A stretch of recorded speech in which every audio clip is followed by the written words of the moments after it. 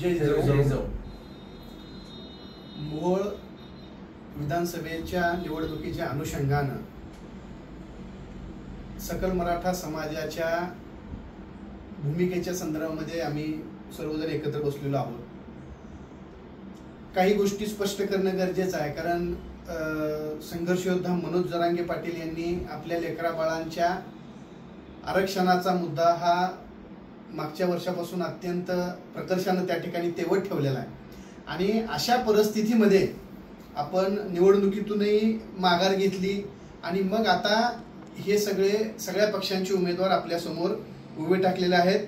प्रत्येकाला वाटतंय की मराठा समाजाची मतं आपल्याकडे आली पाहिजे, परंतु त्या अनुषंगानं समाजामध्ये आणि मतदारसंघामध्ये कोणत्याही प्रकारचे गैरसमज नको म्हणून आम्ही सगळेजण एकत्र बसून ही भूमिका जाहीर करण्याचं त्या ठिकाणी ठरवलंय की सकल मराठा समाजाने अद्याप आत्तापर्यंत म्हणजे आज दिनांक 12 नोव्हेंबर 2024 पर्यंत कुणालाही कोणत्याही पक्षाला कोणत्याही अपक्ष अथवा पक्षाच्या उमेदवाराला पाठिंबा जाहीर केलेला नाही.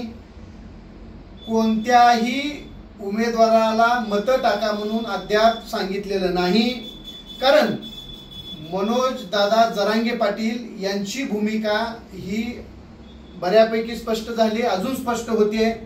त्यामुळं मनोज जरांगे पाटलांनी स्पष्टपणे सांगितलंय की कोणाच्या प्रचाराला जाऊ नका, कुणाच्या स्टेजवर जाऊ नका, गुपचूप जावा आणि पाडून माघारी या. त्यामुळं आजच्या घडीला कोणत्याही पक्षाला उमेदवाराला पाठिंबा नसल्यानं समाजातील बंधू भगिनींचा गैरसमज नको म्हणून या व्हिडिओच्या माध्यमातून आपल्या सगळ्यांना आम्ही आवाहन करतोय की कोणत्याही पक्षाच्या उमेदवाराला कोणत्याही पक्षाला अथवा अपक्ष उमेदवाराला सकल मराठा समाज मोहोळ शहर आणि तालुक्यानं पाठिंबा दिलेला नाही. त्याच वेळेस दुसरी एक गोष्ट अत्यंत महत्वाची आपल्या सगळ्यांच्या समोर येणं गरजेचे आहे की अनेक सकल मराठा चळवळीमधील कार्यकर्ते हे काही पक्षांच्या काही उमेदवारांच्या प्रचारासाठी जात आहेत. तो त्यांचा वैयक्तिक भाग आहे. मनोज दादा जरांगे पाटील यांनी कुणाच्याही स्टेजवर जाऊ नका, कुणाचाही प्रचार करू नका म्हणून सांगितलंय, परंतु तरीही ते जात आहेत. पण त्या अनुषंगानं भूमिका स्पष्ट झाली पाहिजे म्हणून ही भूमिका आपल्या सगळ्यांच्या समोर मांडतोय की एखादा सकल मराठा चळवळीतला कार्यकर्ता, मग तो कोणत्याही पक्षाचा असेल, कोणत्याही उमेदवाराच्या बाजूने प्रचार करणारा असेल, दोन्ही तिन्ही जे काही अपक्ष उमेदवार 4-5 जे काही उमेदवार आहेत त्या कोणत्याही बाजूने प्रचार करणारा असेल आणि तो जर म्हणत असेल की मी समाजाकडून आलोय आणि त्यामुळं मी आपल्याला आवाहन करतोय की मतं टाका किंवा मी चळवळीतला आणि आम्ही चळवळीचा पाठिंबा देतोय, तर अशा कोणत्याही वक्तव्यावर विश्वास ठेवण्याचं काहीही कारण नाही.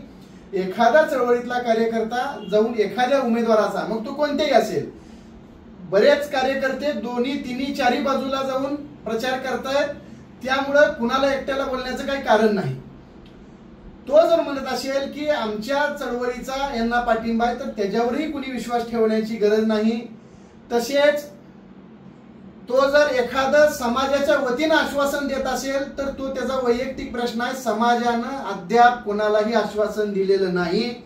त्यामुळं ही जी काही पवित्र, प्रामाणिक आणि तुमच्या माझ्या लेकरा बाळांच्या आरक्षणाची चळवळ आहे, ती चळवळ स्वच्छ राहिली पाहिजे आणि अशाच पद्धतीनं निस्वार्थपणे ती सुरू राहिली पाहिजे. कारण 8 दिवसानंतर हे सगळी निवडणुकीची वावटळ थांबणार आहे. मी मागेही सांगितलं होतं, पुन्हा आपल्याला एकत्र यायचं आहे, पुन्हा आपल्याला आपल्या आरक्षणासाठी लढायचं आहे, भांडायचं आहे, सामाजिक मुद्द्यांवर लढायचं आहे, भांडायचं आहे.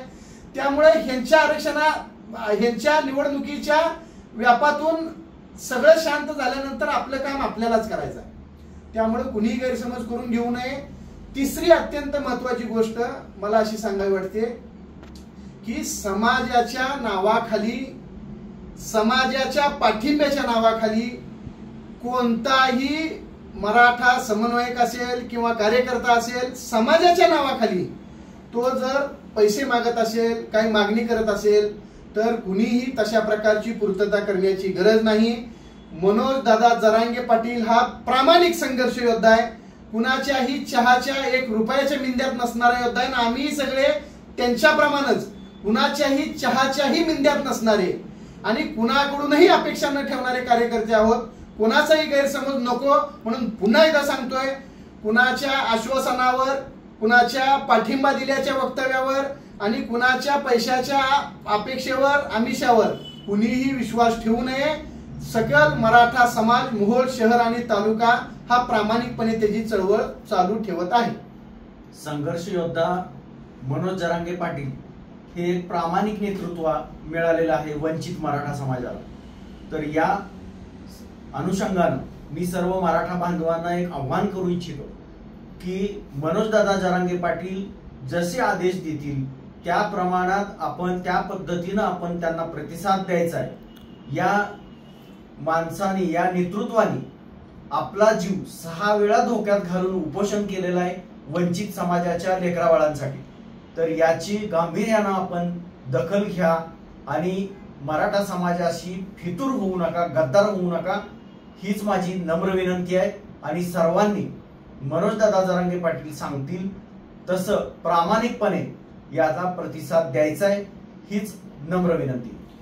एकदा मनोज दादा जरांगे पाटील यांचा निरोप आणि आदेश आला की 1 इंचवरही मागे न फिरता हा सकल मराठा समाज मोहोळ शहर आणि तालुका गरजवंत मराठ्यांच्या संघर्ष योद्ध्याच्या पाठीशी ठामपणे उभे राहील आणि सांगितलेल्या आदेशाप्रमाणेच कारवाई करेल, त्यात कुणाची शंका नसावी. जय जिजाऊ, जय शिवराय.